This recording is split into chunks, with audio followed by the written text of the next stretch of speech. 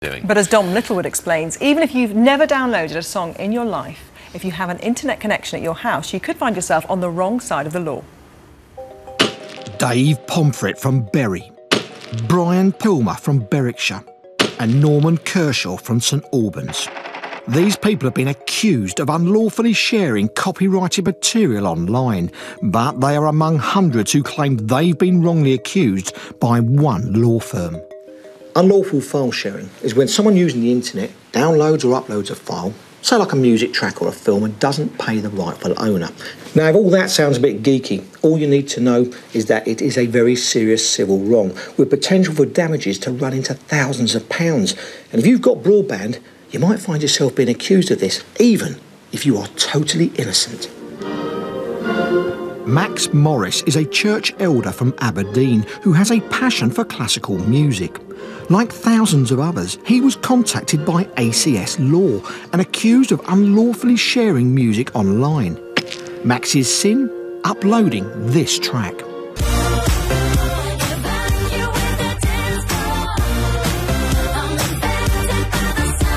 I was absolutely shocked and amazed, and then extremely worried because I was concerned what the consequences were going to be.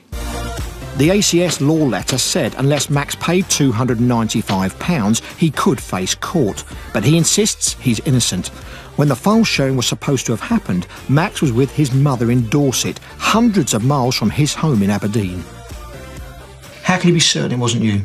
That day we'd put my aged mother into respite care for 3 weeks. What about your broadband? Did you leave it on? Oh, I never leave any electric equipment running in the house up in Aberdeen when I'm away. What sort of effect has this letter had on you? It's been a very stressful experience. I can't imagine anybody getting one of these letters who would not have took it seriously. Now, the One Show have learned of hundreds of people like Max who have been targeted by this law firm and are protesting their innocence, with several being chased for up to a year. Some internet users have been accused of sharing pornography and have paid up for fear of losing their jobs. Max was targeted because his IP address, that is the digital fingerprint linked to his broadband account, was on a list of those who had shared the music. But experts say this doesn't necessarily prove guilt, as IP addresses can be faked or any insecure connection hacked into. The Internet Service Providers Association has questioned ACS Law's evidence gathering, saying they're not convinced of the efficacy of the software and not confident in its ability to identify users. Copyright lawyer Michael Coyle represents hundreds of others fighting ACS's claims. He believes ACS Law's evidence in these cases is flimsy. They've got a weak case in my opinion. It identifies the actual bill payer, nothing more. To bring a claim for copyright infringement and to be successful, the person has to A, admit it, or B, you need to inspect the person's hard drive, i.e. inspect the computer to see if that work is on that machine. It only identifies the actual connection. It doesn't identify the individual who was allegedly copying this work. Whilst investigating this case, it's become clear that ACS Law are actually under investigation themselves by the Solicitors Regulation Authority, who are looking at whether it's acting appropriately. As this investigation is ongoing, Andrew Crossley of ACS Law says he will not prejudice it by commenting on it. Andrew Crossley also says his initial letter is primarily an inquiry which does not accuse that individual of anything, but only points out their internet connection was used to commit an infringement.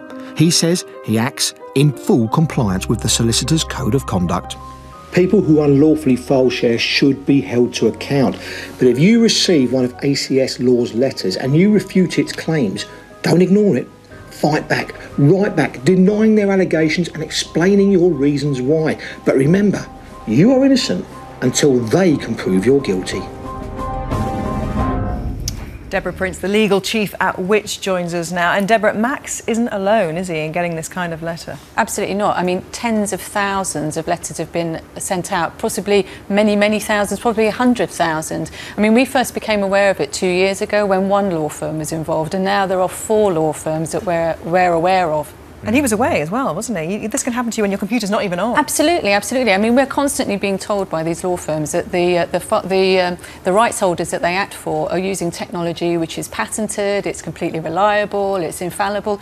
You see a case like this and you just think, but that can't be the case. Yeah. And I mean, is this something that parents should be really concerned about? Because according to your statistics, half of 11 to 16-year-olds have downloaded illegally. Does that mean that the parents are going to be liable for that? Or? Well, technically speaking, under the law, the parents won't be liable as long as they don't know what's going on. But that doesn't mean that you can rest assured and sort of sit back and think, well, I'm not going to worry. The fact of the matter is the person who has illegally downloaded will be liable. And really, does it really make any difference if it's you or if it's your 16-year-old son? You still feel as though you still will be liable and you'll end up coughing up at the end of the day. So you get a letter, what should you do next? The first thing you should do is make sure you read it properly and you don't stuff it into a drawer and you don't pretend it's going to go away and, you know, hope that they won't contact you again, because if you do that, then you do run the risk of being on the receiving end of a writ.